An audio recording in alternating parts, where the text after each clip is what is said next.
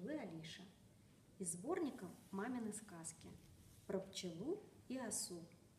Когда-то повелитель цветов бросил во все страны клич: кто изготовит лучший сосуд для хранения меда, тому в награду позволю собирать мед со всех моих цветов. Все насекомые взялись за работу. Каждому хотелось получить обещанную награду. Скоро насекомые явились к повелителю цветов с готовыми сосудами, и каждый говорил: вот хороший сосуд, повелитель цветов, попробуй, положи в него мед. Повелитель цветов испробовал все сосуды и сказал: я вижу, вы поторопились, идите обратно, ваши сосуды не годятся, назначаю вам новый срок. Пчела и оса тоже хотели получить награду. Трудолюбивая пчела работала и днем, и ночью, а ленивая оса утром еще возится кое-как, а чуть солнышко пригреет, оса на отдых, ее уже ко сну клонит. Повстречались как-то оса с пчелой. «Приходи ко мне в гости, сестрица пчела», — сказала оса. «Посмотри мою работу. Наверное, кое-что нужно исправить, ты мне поможешь». «Так и быть», — говорит пчела, — «приду. А сегодня ты приходи ко мне в гости, погуляем немного». Пчела угостила осу на славу. Оса все осматривала сосуд пчелы и нахваливала: «Ты лучшая мастерица! Как это ты сделала такой прекрасный сосуд?» «Мы с тобой подруги», — сказала пчела, — «и я открою тебе тайну.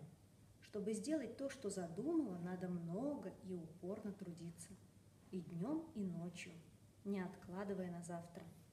Я работала так, вот у меня и вышел хороший сосуд».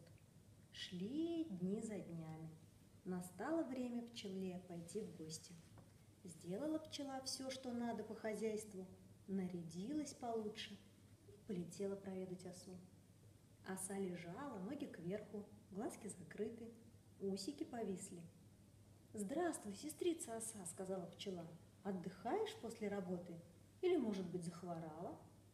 «Ой, сестрица пчела, чуть дышу», — пролепетала оса слабым голосом. Оса-ленивица нарочно больной притворилась. Нечем ей было пчелу угощать. Что утром меда собрала, то и съела. А к вечеру самой кушать нечего, не до гостей. Совсем разленилась оса, и сосуд ее стоит недоделанный.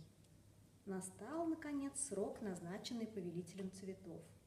Прилетели к повелителю цветов насекомые со всеми своими сосудами. Прилетели и пчела с осой.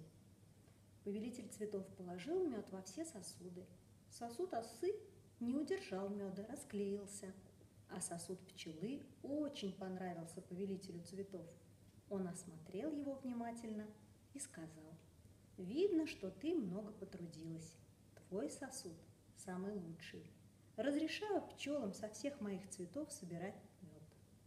Так сказал повелитель цветов.